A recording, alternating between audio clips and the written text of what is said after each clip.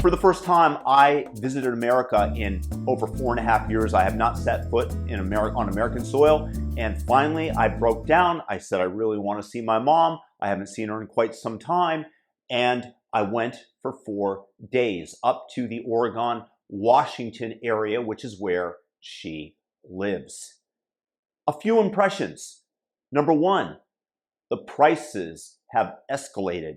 I was genuinely shocked when I looked at a Thai food menu, and something that before I left might have cost $10.95, maybe $11.95, is now up to $18.95.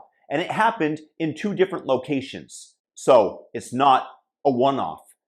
Prices gone stratospheric. It cost almost double, according to my mom, to go out to eat compared to what it used to cost. Even if it's slightly less, it still is a tremendous amount. It indicates the rise in food prices, the fact that the price of labor has gone up. Everything is going into that number, but I guarantee you one thing, wages have not gone up 70%, 60%, whatever that delta is, $11.95, $18.95, $7, that's somewhere in that range. And I'm going to tell you that I don't think that there are a lot of people that can afford to go out to eat as often as they used to. That means a declining quality of life in America because your wages, unfortunately, have not gone up in that span nearly as much. And that will breed discontentment amongst the masses when they feel that they aren't doing as well as they used to. We can go into the reasons behind that. Many of you guys know what I think already in terms of how the Biden administration has thwarted energy production in the United States, how they shut down the economy during COVID, and all the blue state governors, etc. Obviously, I'm in a blue area. Maybe it's different in Idaho or Florida. Now, a few more impressions. America is obese. I would have to say that more than 50% in Portland, in Olympia, Washington, are overweight.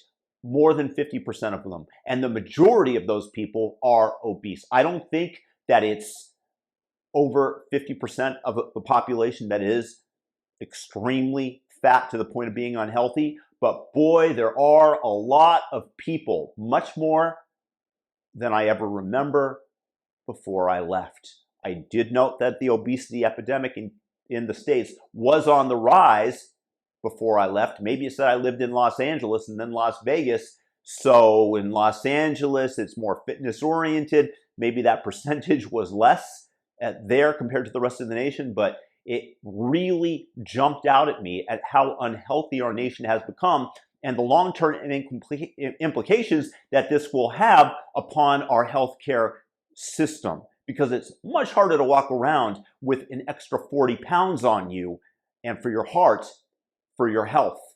The other thing is that the number of tattoos, boy, I mean, I guess that was a really good business to invest in because people are wearing their bank accounts all over their body.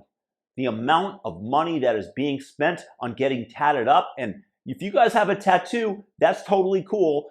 Not for me, but it does indicate a change in mentality amongst the nation. It was, I'd estimate, you guys tell me what you think in the comment section below, at least 40%, maybe higher than 50% of people had tats.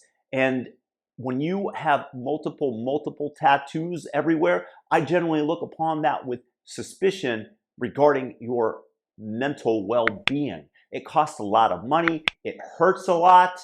I do think that it is certainly at minimum correlated with a rise in mental illness in the United States. Again, if you have any tattoos individually, and a lot of them, I got nothing against you personally, but I'm just presenting this in a manner that I think the mental well-being is on the decline. Obesity rising pretty dramatically along with prices. It does not portray a wonderful future for America when we're dealing with multiple epidemics like this, in addition to the fact that people were wearing their political affiliations, and I know this is the Pacific Northwest, all over themselves, from the piercings and the tattoos, the blue hair, it's the haircuts.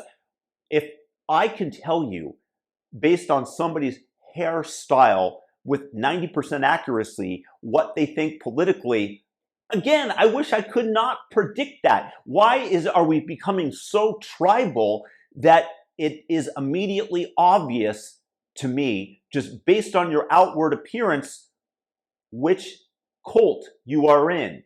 I would much rather have moderates, people that I can debate, people that I can talk to and try to convince of my point of view, or maybe the vice versa. But I think that that number is shrinking as we're moving out to the sides, and especially on the political left, there's absolutely no talking to these people, nor did I even try to.